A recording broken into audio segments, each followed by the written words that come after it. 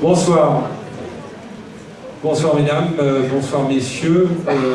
Très heureux de vous voir nombreux à cette réunion publique concernant les élections municipales, évidemment de Jouques, mais communautaires aussi. Tout d'abord, je voudrais remercier aussi l'ensemble des personnes qui nous ont aidés à mettre en place cette soirée. Et puis remercier la présence de Georges et Jeannette Honora. Voilà, je vous propose tout d'abord un ordre du jour ou un déroulement de séance de la façon suivante: la présentation de la liste de Jouques Dynamique Citoyenne, après le développement du programme, les questions-réponses et puis un petit vin d'honneur sur lequel on pourra discuter. Donc la présentation de la liste, eh bien je ne suis pas tout seul, il y a 26 colistières et colistiers qui aiment leur commune, Joucards et Joucards. Et évidemment, elle est composée de façon la parité, motivée et volontaire, sensibilité de politiques différentes, et avec un parcours professionnel varié et complémentaire pour servir les besoins de la commune. Le fonctionnement, jusqu'à aujourd'hui, mais aussi dans le futur, eh bien, il est démocratique et il est à l'écoute et respectueuse des idées différentes. Donc, eh bien, le numéro 27, c'est par rapport à l'ordre du bulletin. Le 27e, donc, c'est Francis Siffre. Il a 55 ans, 2 enfants, chauffeur dans les travaux publics et du quartier Le Canet. Où il est, Francis? Le voilà. Bravo. La 26e, c'est Francine Boué, 61 ans, 2 enfants, fonctionnaire. La voilà, elle vient à gauche. Elle est chargée d'action sociale.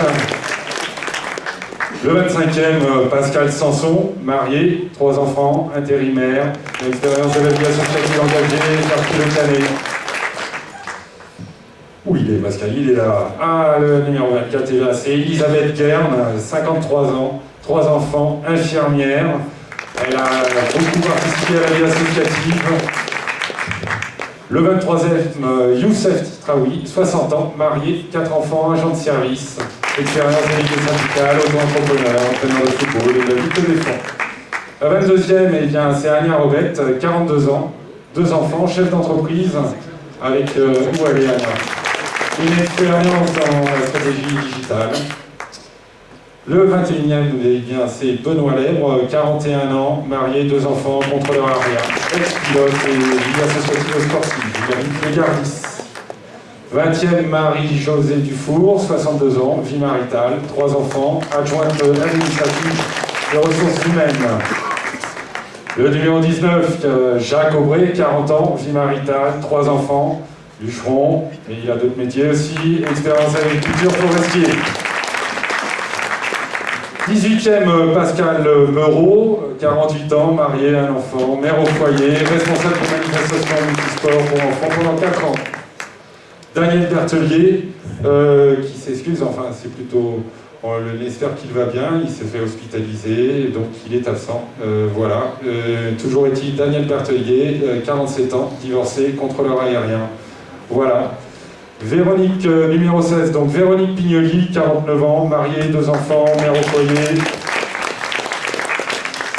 Le 15e, il y a Guillaume Constant, 39 ans, 3 enfants, ingénieur et directeur d'un bureau d'études en domotique. 14e, Daria Desgrandchamps, 44 ans, vie maritale, 2 enfants, ingénieur projet, ex-présidente d'association. Il y a l'autre plus jeune, Benjamin Raoust, 20 ans, célibataire, étudiant, et actuellement de commercialisation.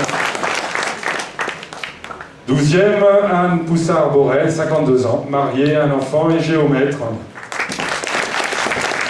Numéro 11, Thierry Schmitt, qui lui est en déplacement professionnel à l'autre bout de la Terre. Donc 48 ans, marié, 2 enfants, coordonnateur, sécurité dans le BTP. Voilà, ex-retraité de la brigade des sapeurs-pompiers de Paris. 10e, Liselotte Andersen, 45 ans, mariée, 3 enfants, artiste plasticienne, une expérience longue à l'UNESCO. 9e, Pierre Gazelle, 36 ans, 2 enfants, plombier, ex-directeur de supermarché et ancien officier de l'armée de terre. Il est là. 8e, Clotilde de Montardy, 49 ans, mariée, 2 enfants, aide comptable. Numéro 7, Maurice Veloff, 62 ans, 2 enfants, directeur de retraité du Loup Batas, que les enfants et les adultes connaissent bien. 6e, Vanina Laporte, 41 ans, mariée, 2 enfants, professeur de danse.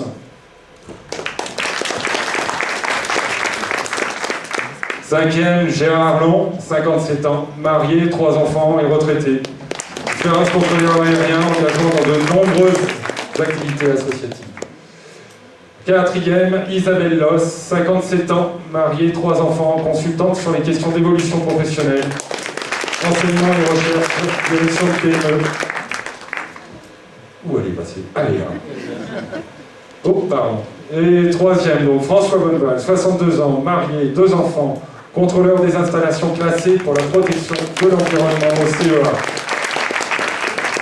2e, Evelyne Juigné, 55 ans, mariée, 3 enfants, directeur des affaires publiques dans l'industrie. Et donc je vous présente Fabrice Lassalle, de Lassalle. 44 ans, 2 enfants, chargé d'affaires au CEA de Cadarache, ex-dirigeant de PME, salarié du privé. Il est aussi maître auxiliaire dans une vie antérieure et président d'association et il habite le village. Merci bien. Donc on va continuer dans la présentation puisque bien, on va dire qui sur la liste serait adjoint. Donc bien l'adjointe numéro 8, donc c'est Clotilde. Où elle est Clotilde? Clotilde. Bonsoir, Clotilde de Montardy. Je suis adulte depuis 13 ans, mariée, 2 enfants, donc ce qui m'a permis d'être dans plusieurs associations et de participer à des activités que ce soit culturelles ou sportives dans le village. Et si on est élu, je serai adjointe chargée de la jeunesse du comité des fêtes et du jumelage. Merci. Le 7e, eh bien, c'est Pierre Gazelle. Bonjour, Pierre Gazelle, 36 ans. J'ai 2 petites filles à jour, une dans chaque école. C'est pourquoi je serai en charge du scolaire et des rythmes scolaires qui commencent à la rentrée 2014. Merci. Adjointe numéro 6, donc Vanina Laporte. Bonsoir, je suis professeure de danse dans le milieu associatif et culturel depuis 17 ans. Ces dernières années, je me suis également investie dans diverses associations sportives et éducatives. Si nous sommes élus, je serai en charge de la culture et des associations parce que c'est un domaine qui m'est familier et que j'affectionne particulièrement.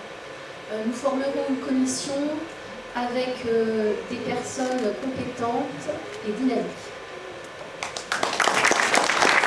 Merci Vanina. Donc le 5e, Maurice Veloff. Oui, Maurice. Tu vas pas nous lire tout ça quand même. Donc j'habite à Joux depuis 83. Je suis l'un des fondateurs de l'association d'éducation à l'environnement Le Loup Batas à Péronne. Donc nous avons construit un écogîte de groupe avec le soutien de nombreux partenaires pour recevoir des classes, des centres aérés, des groupes d'adultes. Nous avons créé 8 emplois, dont 7 en CDI. Depuis plus de 30 ans, j'ai l'habitude de négocier avec des institutions de l'État, de la région, PACA, du Conseil général, 13, avec des élus, des architectes, des artisans, des bureaux d'études, pour réaliser des projets et gérer des budgets.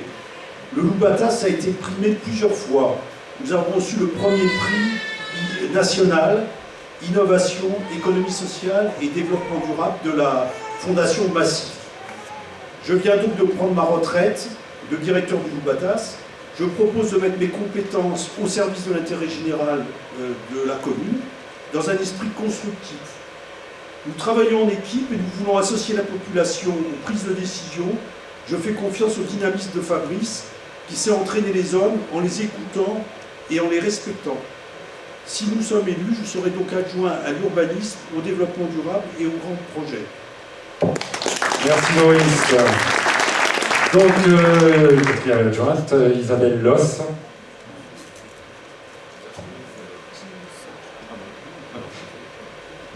Je vais voir. si ma voix porte. Vous m'entendez?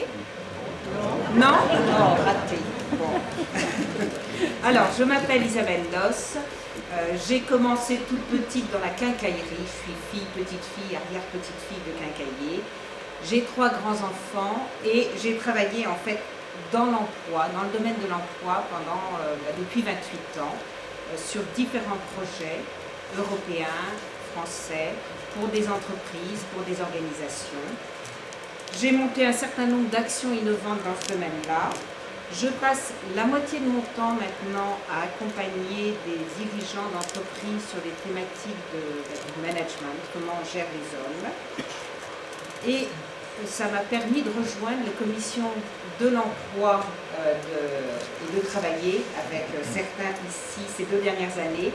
J'ai proposé de monter des ateliers pour les jeunes sur l'orientation.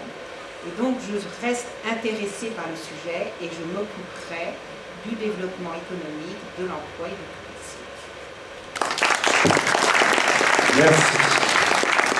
Adjoint numéro 3, donc François Bonneval.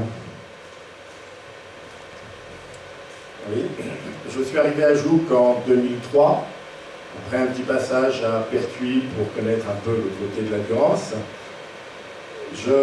J'ai travaillé pas mal de dizaines d'années dans la vie associative, et donc arrivé à Jouques, les premières actions que j'ai pu faire dans ce domaine, ça a été trésorier du centre de loisirs de Jouques, donc les 6-14 ans, le centre Marie-France Gerbeau, pendant quelques années. Puis quelques années aussi comme trésorier de Jouques Génération RED. Aujourd'hui, je souhaite m'investir donc dans la commune, dans les affaires générales, et en particulier tout ce qui touche à la sécurité, les risques majeurs et les finances. Alors, je ne vous ai pas dit, donc je travaille au CEA Cadarache, mais encore simplement pour une année, et donc dans un an, je pourrai m'investir plus complètement dans la commune. Merci François. Donc, adjointe numéro 2, Évelyne Juigné. Bonsoir à tous. Donc, je me suis investie moi aussi dans plusieurs vies associatives et je suis arrivée à Jouques il y a 5 ans. Mon métier consiste à monter des projets de santé publique avec les institutions qui sont donc partie prenante dans ce domaine, c'est-à-dire l'Agence régionale de santé, le Conseil régional, le Conseil général, les maires et les élus. Et nous montons des projets afin de préserver le plus longtemps possible notre capital santé, faire de la prévention pour nos enfants et essayer de maintenir à domicile nos seniors dans les conditions les plus acceptables. Et dernier sujet, et pas des moindres, donner un accès et une équité aux soins pour toutes les personnes défavorisées. Si nous sommes élus, je serai donc responsable du CCAS et de la communication. Merci Évelyne. Et donc, premier adjoint, Gérard Long. Bien, bonsoir, je m'appelle donc Gérard Long, j'ai 57 ans, je suis un tout jeune retraité depuis janvier, donc je suis à la retraite. Je travaillais à l'aviation civile à Aix et j'étais contrôleur aérien. Je me suis investi longtemps dans le milieu associatif sur Jouques. J'ai, par exemple, fait des je suis un peu stressé, vous comprendrez bien. J'ai fait du soutien scolaire à Jouques, j'ai participé au comité des fêtes, j'ai participé également à l'organisation du RED de Jouques pendant 16 ans. Et bien maintenant, j'ai également été trésorier, vice-président de l'association. Donc maintenant que je suis à la retraite, je souhaite franchir un palier supplémentaire et m'investir pour ma commune. Si nous sommes élus, je suis pressenti pour être donc premier adjoint en charge du budget et de la recherche de subventions. Voilà, je vous remercie. Merci Gérard. Donc, oui, après tout le monde, à moi, donc Fabrice de la Salle. Première question que vous pouvez vous poser, c'est pourquoi cet engagement? Bon, moi, ça fait quelques années, bientôt 20 ans, que je suis arrivé à Jouques, par choix. J'ai tout de suite aimé ce village, cette commune. Donc, inévitablement, dans la foulée, je me suis investi dans le monde associatif. Et aussi, j'ai été à la rencontre des gens de la Provence, et des joucards et des joucardes. Et à partir de ce moment-là, au fur et à mesure, eh bien, j'ai rencontré pas mal de monde et j'ai eu la chance, en 2001, de pouvoir faire partie de la liste de Georges Nora, qui m'a fait aussi découvrir eh bien, ce que c'était l'engagement politique dans la commune de Jouques. Et suite à cette aventure, eh bien, je continuais à m'investir dans le monde associatif. J'ai eu la chance de travailler pendant 10 ans dans le monde associatif, bien sûr, en tant que président d'une association multisport.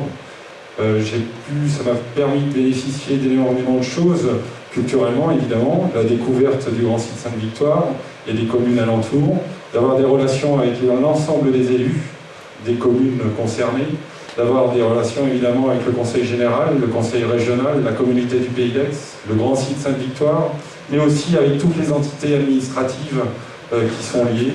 Et c'était une très très belle expérience. Donc suite à ça, ça faisait un moment, parce que déjà à l'époque de Georges, j'étais animé par cette volonté d'essayer d'apporter mes compétences, mon dynamisme, ma volonté dans la commune, et donc au fur et à mesure du temps, mûri. Et aujourd'hui, comme vous pouvez le constater, avec les 26 colistières et colistiers, on s'est investi dans une démarche pour notre commune et pour évidemment les élections communautaires aussi. Donc voilà, aussi vous allez me demander, ça je m'en doute, où je me situe politiquement. Alors, politiquement, je suis ni apolitique et ni engagé dans un parti politique.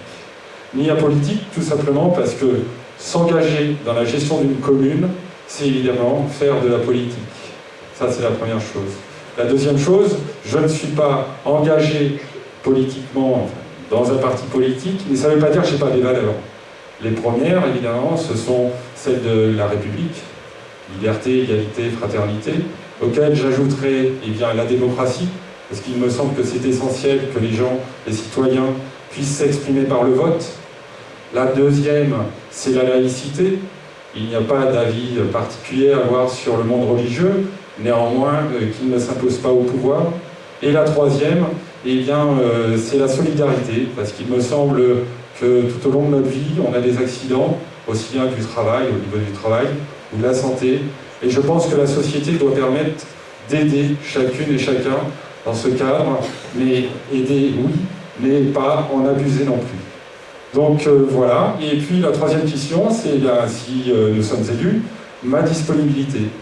Alors, sachez que sur le mandat qui vient de passer, c'est un sondage qui a été fait, une étude plus exactement, 70% des maires en place ont une activité professionnelle. La deuxième chose, c'est que 80% des conseillers ont une activité professionnelle. Et puis, à cela se rajoute la loi et le droit. Et le droit, il dit quoi? Il dit actuellement que pour ce qui concerne les élus, et suivant le nombre de personnes dans une commune, les élus ont le droit à un crédit d'heure. Donc pour ce qui me concerne en tant que maire, par trimestre, j'aurai d'allouer 245 heures sur un trimestre de 486, donc déjà ça me fait un mi-temps sans avoir demandé quoi que ce soit à mon employeur. La deuxième chose dans cette loi, c'est que par simple demande de ma part, je peux être mis en disponibilité totale pour mon mandat pendant 6 ans. Et en plus, avec l'engagement à la suite de cela, d'être repris dans ma société. Et ça, c'est vrai aussi bien dans le privé que dans le public. Donc voilà, s'il y avait quelques personnes qui pouvaient se poser des questions sur mon engagement et ma disponibilité, il n'y a aucun souci. Et puis, je n'oublie pas non plus qu'on est 26, on va travailler en équipe, ça fait déjà 3 ans qu'on travaille en équipe, et on va continuer. Alors, évidemment, passons au programme. Par rapport à ça, comme je viens de vous le dire, il y a une réflexion qui est basée, parce qu'on ne s'est pas réveillé un matin en se disant ouais, allez, on y va. Non, non. Ça fait 3 années de travail actuellement qu'on est dessus.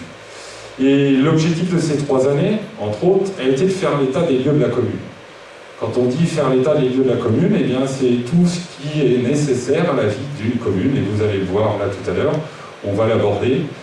On a fait donc ce travail-là. Sur notre site internet, jouquedynamique.fr, il y a un peu plus d'une vingtaine d'articles qui font état de réflexion sur le système communal, mais plus particulièrement de Jouques. Aussi, eh bien, on a rencontré des gens, on a fait des consultations citoyennes, et évidemment aussi le monde associatif. Et enfin, pour ce qui nous concerne, nous avons réalisé 6 réunions de quartier qui ont été fort intéressantes. Ça a permis de rencontrer une centaine de personnes, ça c'est la première chose. La deuxième chose, c'est qu'on a été à l'écoute des soucis de chacun ou des choses qui étaient très bien, sans aucun problème.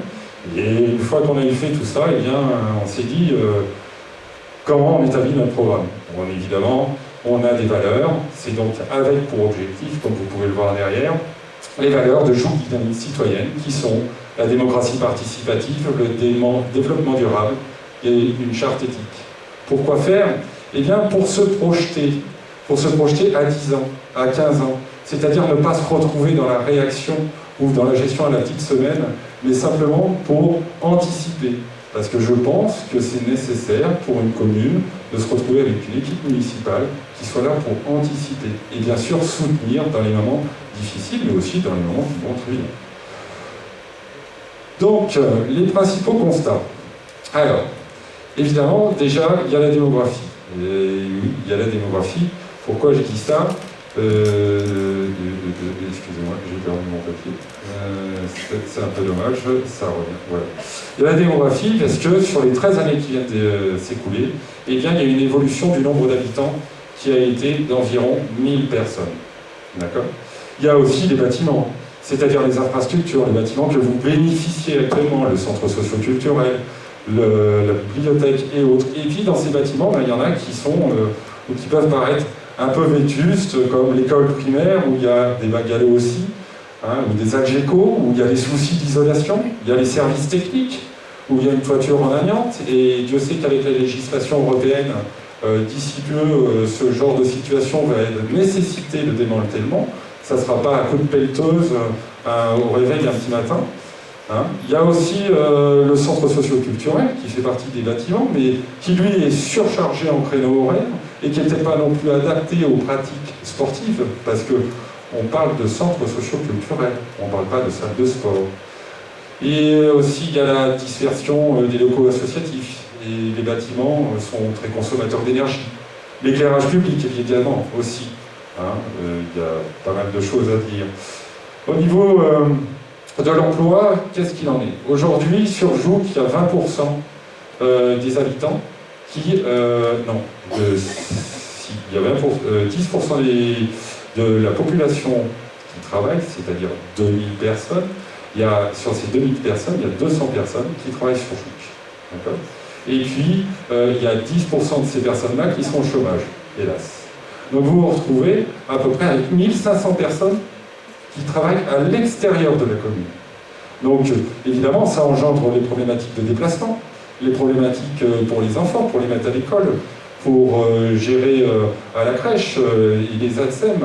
Bon, donc voilà, on a aussi constaté le tourisme. Alors le tourisme, il y a une grande dynamique à l'office de tourisme, c'est vrai, mais dans ce beau domaine qu'il faut protéger, évidemment, on constate aussi quelque chose, c'est que sur le grand site de Sainte-Victoire, là je parle du massif qui fait 36 000 hectares, et bien globalement, il y a 1 million de personnes qui viennent sur cette zone. Il y en a 800 000 qui vont uniquement sur la montagne de Sainte-Victoire, et il y en a 200 000 qui vont sur le reste. Et on pense que, évidemment, pour les commerces de proximité, entre autres, et puis aussi pour faire découvrir notre commune, eh bien, il y aurait peut-être des choses à faire pour développer ça, ce qu'on appelle le tourisme vert. La sécurité, alors la sécurité, c'est évidemment aussi bien celle des personnes que routière, où il y a quelques soucis, mais des évolutions. Et puis les festivités, où on dirait qu'il y a peu d'événements majeurs. Donc voilà, mais ce que l'on a surtout, à la vue de tout cela, constaté, c'est qu'il y a une consultation qui paraît inexistante des citoyens pour une application dans les choix d'envergure. Et oui, parce que pour faire des bons choix, il faut savoir à quoi répondre. Donc les prises de décision sont-elles objectives? Toujours est-il que c'est de la communication. Alors, les valeurs de Joug Dynamique Citoyenne. Le développement durable. Oula, attention, le développement durable, tout le monde maintenant le reprend, même mon ami Guy Albert, qui vient de découvrir ça depuis peu.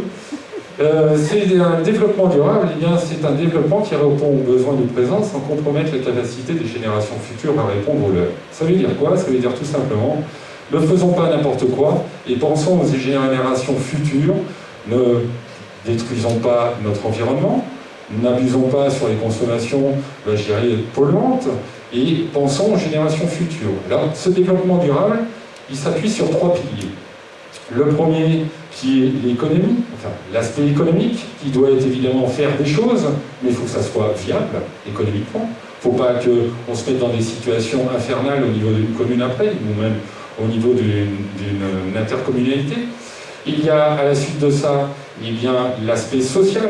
Il faut que ça soit socialement équitable. N'oublions pas, parce que si on a quelque chose d'équitable, eh bien les choses sont très bien réparties. Et donc voilà les 3 piliers. Après, notre réflexion, c'est la démocratie participative. Alors la démocratie participative, c'est avant tout de la com. C'est la communication, mais pas la com en vous informant d'eux, c'est l'écoute. C'est-à-dire ouvrir et écouter les gens pour savoir quels sont leurs besoins. Parce que l'objectif, c'est de répondre à une majorité de besoins. Et comment on peut les identifier? Eh bien, tout simplement en écoutant les gens. Et le principe d'information de la consultation des citoyens sur les sujets importants et les grands projets pour la commune, oui, c'est quelque part la place des citoyens. Au niveau de la charte éthique, oui, alors une charte éthique, c'est pas uniquement pour se faire plaisir, loin de là. C'est que quand vous passez, je dirais, élu dans une commune, eh bien vous avez des engagements à avoir. L'engagement de transparence, évidemment, l'engagement aux bonnes pratiques de gestion, l'engagement de respect des citoyens, l'engagement contre la corruption, l'engagement d'écoute et évidemment l'engagement de la participation citoyenne. Aujourd'hui, comme vous avez pu le recevoir dans vos boîtes aux lettres, eh bien cette charte éthique, nous on s'engage, les 27, on l'a signée, on vous l'a communiquée, on s'engage, si on est élu, à l'appliquer et à la respecter. Donc voilà les 3 piliers en tant que tels. Bon, alors, passons sur justement, qu'est-ce qui se passe, quelles sont les interactions dans une commune. Eh bien, comme je vous l'ai dit tout à l'heure, on a la démographie, c'est un système d'engrenage, on a une démographie, plus elle augmente ou plus elle diminue, elle agit sur d'autres piliers et d'autres facteurs, le logement, le scolaire, le monde associatif, les déplacements, les infrastructures et les finances. Évidemment, on pourrait en rajouter, mais c'est les plus importantes qu'on ait identifiées. Mais tout ça, c'est dans un grand cercle, et derrière, il y a plein d'entités qui apparaissent.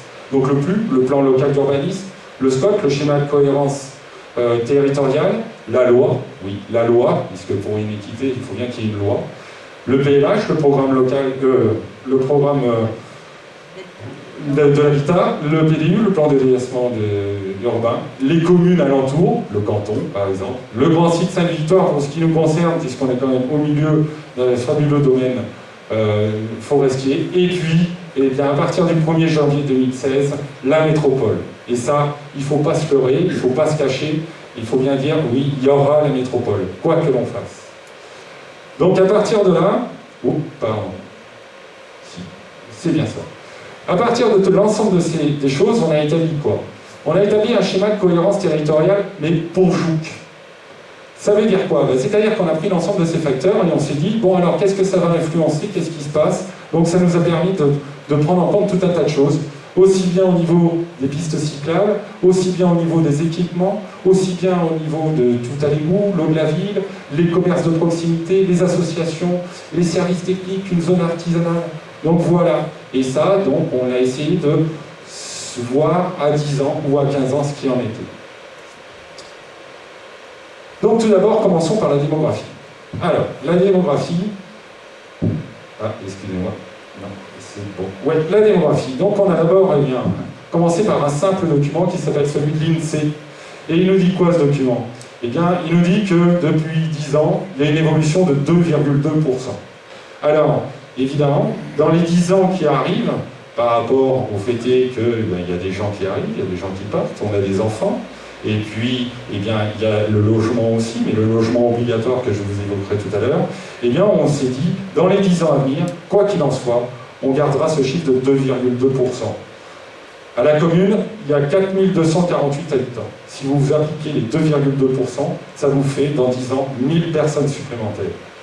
Et donc ces 1000 personnes plus supplémentaires, quoi que vous fassiez, alors ça sera peut-être 12 ans, ça sera peut-être 8 ans, ça dépend de qui vous choisirez, évidemment, lors des 6 années qui arrivent, tout au moins. Mais, et oui, donc on va agir sur ce fameux engrenage, et qu'est-ce qui va en sortir? Et bien donc, on agit sur l'engrenage. Et donc, on se retrouve sur le logement. Alors, au niveau du logement, qu'est-ce qu'il y a? Il y a tout d'abord une loi. C'est la loi du flot. Avant, c'est le logement. Et alors là, évidemment, on va parler de tous les logements. Mais la loi du flot, elle dit quoi? La loi du flot, elle vient de faire passer à 25% obligatoire de logement social. Oula. Mais avant, c'était 20%. À Jouques, donc, comme je vous l'ai dit, il y a 2000 logements. Donc 25%, ça voudrait dire 500 logements. Actuellement, la commune de Jouques, c'est 9%. Donc, ça fait 180 logements. Le delta est 320. D'accord? Alors évidemment, l'obligation, la loi, elle dit en 2025, il faut que l'ensemble des communes soient à 25%. Pour Jouques, c'est pas faisable. Ce n'est pas faisable. Trop de retard, le contexte géographique ne répond pas à cela, ce n'est pas faisable. Donc, rien n'empêche de montrer une bonne volonté et de dire, de signer un contrat avec l'État, enfin, donc le préfet, et de dire, eh bien écoutez, nous on s'engage à. On s'engage à quoi? Bon, on verra ça tout à l'heure. Et puis, si vous ne faites pas ça, si vous ne mettez pas en place, qu'est-ce qui se passe? Eh bien, vous avez une amende. Au départ, cette amende, elle était globalement de 40 000 € pour ce qui concerne Jouques. Bon, Jouques ne la payait pas, puisque c'était la communauté du Pays d'Aix qui avait créé une caisse spéciale pour ça, même si elle n'était pas obligatoirement équilibrée. Pourquoi? Parce qu'il y avait des communes qui étaient à 20%, qui cotisaient dans cette caisse pour payer les communes où il y avait 0, 1, 2, 10%. Évidemment, la communauté du Pays d'Aix s'est fait tirer les oreilles par la Cour des comptes, et là, maintenant, c'est les communes qui vont payer et qui vont devoir avoir cette responsabilité. Qu'est-ce qu'il en est à ce niveau-là? Eh bien, Jouques, si on applique la loi du flot, ça veut dire que ça sera plus de 220 000 € par an de pénalité. C'est quand même pas négligeable pour une commune comme Jouques. Enfin, à mon sens. Et puis aussi, vis-à-vis des logements, il faut être en cohérence avec le SCOT du Pays d'Aix. Alors, bon, c'est un document, évidemment, qui sera valable que jusqu'au 1er janvier 2016. Mais toutefois, ce document, il est aussi représentatif des directives nationales. Il dit quoi? Il dit que, si on prend le Pays d'Aix, que par an, il y a 240 hectares sur la communauté du Pays d'Aix qui sont dédiés à l'urbanisme, c'est-à-dire où on va implanter des maisons et autres. Et évidemment, qu'est-ce que vous faites si vous attaquez le massif naturel? Eh bien, vous diminuez le potentiel agricole, le potentiel nature, et sur les 10 dernières années, concernant la communauté du Pays d'Aix, il y a 12% de zones vertes qui ont disparu. Donc, logiquement, il est proposé et il est demandé, et même plus que ça, il est sollicité auprès des communes, le fait de dire, faites de la... centralisez votre urbanisme, ne cherchez pas à développer, mais densifier les zones existantes. Ok. Alors, au niveau du logement social et pour Jouques, notre objectif pour nous, dans le cas présent, et vis-à-vis des documents qu'on a trouvés, c'est-à-dire le PLU de Jouques, le PLH de Jouques, et puis le contrat de l'eau, qu'est-ce qui est dit? Ça, c'est pas nous, c'est des documents que vous pouvez trouver tout à fait en mairie. Globalement, il est dit que sur les 7 ans qui arrivent, c'est annoncé, c'est écrit, qu'on me reprenne, qu'on me dise l'inverse si ce n'est pas le cas, il y a 770 personnes qui sont prévues sur la commune.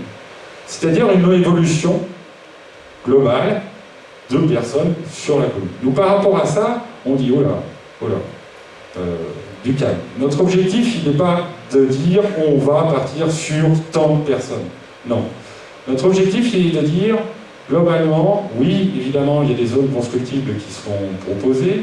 Déjà par rapport à ces zones constructibles, on va en attribuer que 25% en logement social. D'accord? C'est la première chose. La deuxième chose, c'est que pour maîtriser ça, et en prenant le compte, ce que je vous disais tout à l'heure, c'est-à-dire densifier les zones, peut-être que ce que vous voyez là, qui est situation actuelle, eh mériterait d'être revu un petit peu, et c'est ce qu'on appelle une révision du plus. Alors que ce soit nous ou les autres, la révision du plus, ils seront obligés. Mais bon, ça c'est moi qui le dis, ils ont le droit aussi de penser tout à fait autrement. Donc, pour ce qui nous concerne, le logement social, ce n'est pas que la loi. Parce qu'à Jouques, il y a des gens qui habitent dans les écarts, d'accord, qui sont âgés ou qui sont en difficulté et qui ont des problématiques pour venir dans le village. Parce que dans les écarts, eh bien, c'est pas simple. Et donc, ils souhaiteraient pouvoir demeurer dans Jouques. On a rencontré, c'est parmi les raisons des réunions de quartier, pas mal de gens qui nous ont dit bah, moi, si je pouvais, je reviendrais à Jouques. Alors, ça, c'est la première chose. Il y a la deuxième chose, ceux qui sont dans le vieux village. Il y a des personnes âgées, il y a des personnes handicapées, il y a des personnes qui souhaiteraient bénéficier d'autre chose. Parce que, évidemment, les maisons dans le vieux village, il y a beaucoup d'escaliers, hein, en tant que telles.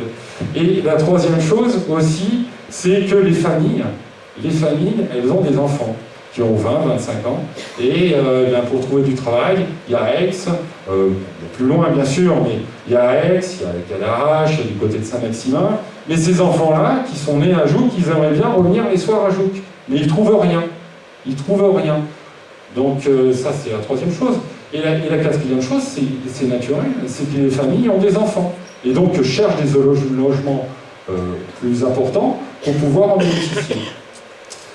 Donc voilà, voilà, au niveau du logement, et on pense qu'il serait bien de mettre ça en place, mais de se mettre de façon maîtrisée.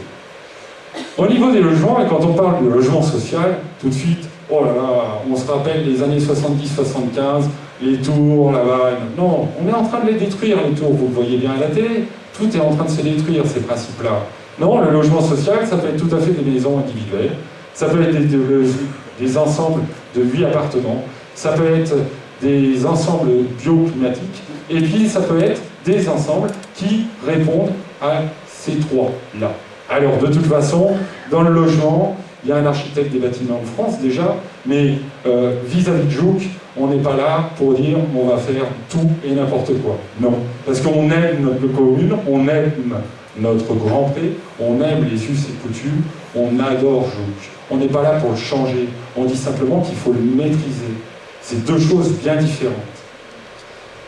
Alors le troisième pilier, il y a évidemment engrenage, c'est le scolaire. Alors le scolaire, qu'est-ce qu'il en est? Eh bien, si la démographie augmente, et si on prend 10 ans, sur 10 ans, 1000 personnes supplémentaires, c'est à peu près entre 100 et 120 enfants supplémentaires.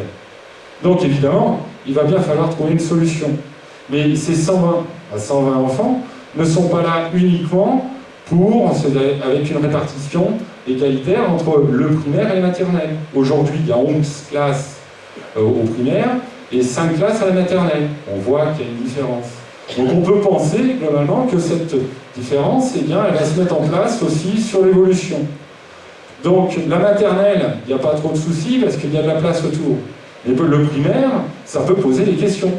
Ça peut poser des questions aujourd'hui. Alors, il y a deux solutions au niveau du primaire, puisque ça représenterait à peu près 3 classes. Et c'est à 10 ans, c'est pas demain, on s'entend bien. Et donc la première solution, c'est assez simple, c'est de réaménager la zone actuelle en détruisant au fur et à mesure qu'on s'entende, pas le superbe bâtiment qui est face au boulevard de la République, qui est l'ancienne école primaire, mais je parle de derrière les anciens, les autres classes, de petit à petit casser et remonter au fur et à mesure eh bien, des classes qui répondraient à ces attentes. Ça, c'est la première solution. Et puis la deuxième solution, eh bien, ça serait peut-être se dire, ah, il y a les rythmes scolaires, ah, il y a 3 heures de sport obligatoire au primaire. Et ça serait peut-être se poser la question de dire, et pourquoi pas associer un équipement sportif avec le primaire? Pourquoi pas? C'est pour ça que, eh bien, il faut discuter, il faut être force de proposition, il faut faire des consultations pour que de cette façon la démocratie participative, elle agisse pleinement pour définir un choix final qui répond à l'ensemble et à la majorité des personnes. Donc au niveau scolaire, et oui, une école primaire, une école primaire, vous avez des exemples, hein. Celle-ci, alors évidemment, ça c'est des exemples qui sont très récents, qui répondent à 11 classes, et le budget c'est 1,7 million d'euros, d'accord? Et c'est des équipements, infrastructures, dont la durabilité et l'impact sur l'environnement sont bien étudiés en tant que tel. Évidemment, si je dis ça, c'est par rapport au développement durable. Hop. Et si jamais on refait quelque chose, pourquoi pas penser à la cantine scolaire aussi, dans ce cadre-là. Parce que la cantine scolaire, aujourd'hui, les enfants, ils reçoivent des plats froids qu'on fait réchauffer et on sert. Mais il serait peut-être bien que ces enfants aient la possibilité aussi de découvrir des vrais légumes, de la viande, quelque chose d'un peu, on va dire, entre guillemets, que tout un chacun, il n'y a pas très longtemps, on mangeait tranquillement.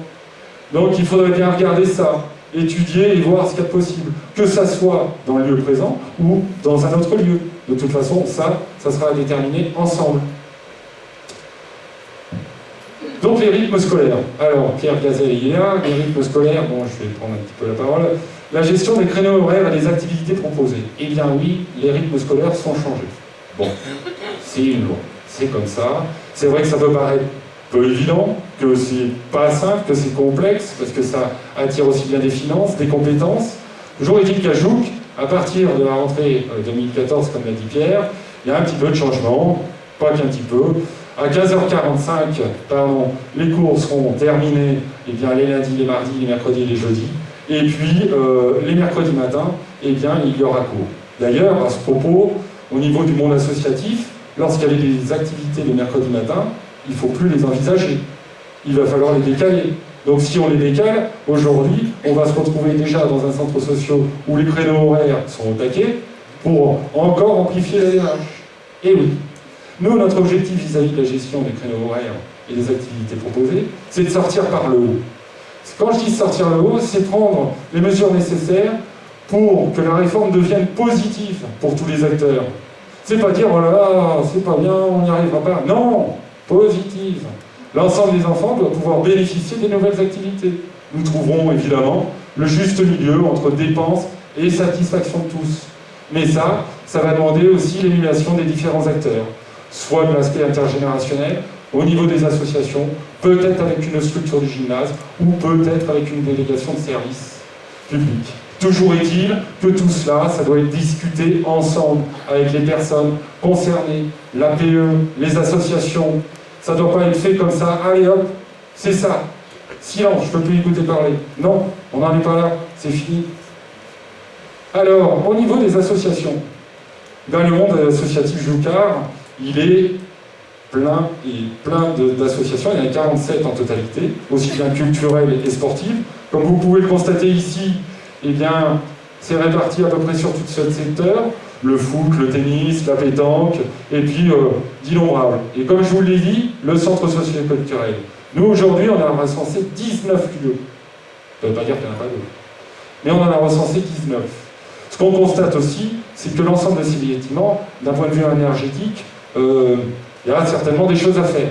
Et puis, ce qui serait pas mal aussi, c'est peut-être de les rassembler, de leur donner des moyens, salles de réunion, accès à des services administratifs qui leur permettent de monter des dossiers de subvention.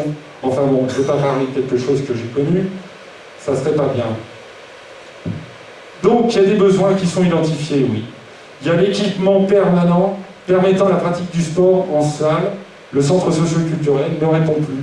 En termes de capacité, au niveau des contraintes sécuritaires et aux multiples besoins associatifs et collectifs, il apparaît donc nécessaire de réfléchir financièrement et techniquement à la réalisation d'un projet que vous avez bien deviné, qui serait la réalisation d'une salle multisport. Oui, il faut réfléchir, il ne faut pas se lancer en disant c'est là, c'est là. Non, c'est pas là. Il faut en discuter, parce qu'il faut associer le commerce de proximité, il faut associer évidemment la liaison entre le scolaire et cette salle de multisport, il faut associer les déplacements, les moyens, hein, parce que monter la côte du Défend, pour des enfants à 6, 7, 8 ans, je ne dis pas que c'est infaisable, mais le temps qu'ils y aillent et qu'ils reviennent, eh ben, ils ont autant de rester dans leur salle. Donc voilà, ça c'est les besoins. Donc au niveau des associations, c'est pareil, il y a des choix à faire, il y a des propositions, des consultations pour arriver à un choix final. Au niveau du gymnase, évidemment, on a regardé un petit peu, on n'a pas fait de dire « Ah, non, on n'est pas là, on réfléchit aussi, on cherche ». Alors au niveau du gymnase, il y a des choses qui se font, toujours dans la même caractéristique que les logements, comme vous avez pu voir, que au niveau de l'école, le primaire ou une cantine, il y a des choses qui se font très bien, qui permettent de durer, parce qu'un gymnase, c'est 25 ans. C'est pas on le plante, et puis une fois qu'il est planté, On verra après. Non, il faut anticiper tout ça. Donc voilà. Alors là, on vous a simplement montré des exemples. Et après, une fois que vous avez fait les associations, je vous parlais de déplacement. Alors, déplacement. Les déplacements à Jouques, on a regardé, on a fait ce qu'on a appelé un peu du même type, le plan de déplacement urbain. Alors ce plan de déplacement urbain, eh bien, on a analysé un petit peu, et ce qu'on a constaté, c'est qu'il y avait certainement des moyens adaptés à du déplacement doux. Ce qu'on appelle le déplacement doux, c'est les pistes cyclables ou pour les piétons. On a tous des familles, oui, on a des enfants, oui ou non, et puis ce qu'on aimerait bien, c'est qu'ils puissent aller d'une activité à une autre. Nous, on a repéré un sens de circulation qui serait pas mal, c'est ce que j'appelle le tour du Défend. Le chemin de la Colle, le boulevard de la République ou le boulevard de la Gare, et de permettre cette circulation cylindrique. Ça représente à peu près 6 à 8 km de pistes cyclables et de piétons, mais il y a des choses à faire qui permettraient à tout un chacun, en famille, ou même pour les enfants, ou même pour aller acheter du pain, de pouvoir le faire en toute sécurité. Alors, le plan de circulation, oui, zone totale envisageable, parce qu'il y a 2 extensions, c'est 8 km. Et actuellement, on est à 500 mètres. Bon. C'est déjà mieux que rien. La largeur, c'est 1,5 m. Et donc, on pourrait mettre en place des passages comme ça de route, mais aussi mettre en place des pistes, puisqu'il y a des pistes des FCI, il y a des pistes communales aussi, qui pourraient être tout à fait fléchées pour permettre aux familles de se promener paisiblement les week-ends ou même en semaine. Et puis, il y a l'aspect sécurité. Donc là où c'est carrément bien balisé avec le petit vélo qui va bien. Et aussi, vous avez des enfants qui se trouvent dans les écarts, mais qui ne vont plus à l'école primaire, ni à l'école maternelle, qui vont au collège ou au lycée. Et dans ce cadre-là, eux, ils vont avec leur vélo, quand ils viennent des écarts, ils ont besoin d'aller avec leur vélo à la station où ils vont être pris par le bus. Et donc dans ce cadre-là, la mise en place de vélo-box individuels, sécurisés, permettrait à ces enfants, ou même des adultes, de pouvoir en bénéficier. Le plan de déplacement des piétons, eh bien oui, les week-ends on aime bien se promener, on aime bien venir au village faire ses courses. Eh bien, il y a certainement des sentiers réalisés pour chaque quartier excentré, un accès piéton, fléché et entretenu. Le plan de circulation piéton-cycliste et la réhabilitation tunnel SNCF. On a été très heureux de voir sur un programme qui vient juste dernièrement d'être diffusé, de constater que cette idée, eh bien, elle était vraie pour les 2 listes. Très bien. Donc, la réhabilitation à cet endroit-là, c'est l'ancien tunnel SNCF. Pourquoi il est intéressant? Tout simplement parce que ici, vous avez donc le quartier du Jas, là, le quartier Sainte-Marguerite, et puis, pour ceux qui connaissent, vous avez le pont ici. Et ce pont, est déjà 2 voitures qui se croisent, c'est un peu serré, c'est étroit, et tout le monde fait attention. Donc c'est un premier problème pour les piétons et les vélos. La deuxième chose, c'est que vous avez la possibilité là de passer juste au bout, à cette zone. Mais le souci, c'est que là, il y a des barrières qui ont été mises en place et qui ne permettent pas aux vélos de passer. Alors là, vous auriez tout à fait la possibilité, en réhabilitant ce tunnel, c'est quoi? C'est 200 mètres. 200 mètres au lieu de faire peut-être 800 mètres. Et ça permettrait d'ouvrir directement pour l'ensemble de ces quartiers, mais aussi les quartiers qui se trouvent en bas, c'est-à-dire Sautelièvre et Citrali. Donc, de pouvoir accéder au village en toute sécurité. Donc, la dernière des choses, parce que là, évidemment, vous avez rien vu, hein, il n'y a pas de souci. Mais il y a, la réalisation des infrastructures, et puis les finances. Ah, alors ça, il faut faire attention. Alors, au niveau des infrastructures, tout d'abord, notre réflexion, elle s'est portée simplement. On n'a pas envie de, pour une commune, l'objectif, c'est pas de lancer de la spéculation sur des terrains. Quand je dis ça, c'est que Jouques, vous avez toute la zone rouge, ici, toutes les zones rouges, là, qui sont des terrains communaux, et ça, c'est un EPF. Donc, l'ensemble de ces terrains permettent de dire que la commune a du foncier. Et pour réaliser ces grands projets, évidemment, eh bien, il y a besoin de réaliser ces grands projets, pour ce qui nous concerne, sur du terrain communal, ce qui évite la spéculation sur des terrains privés. Et vous êtes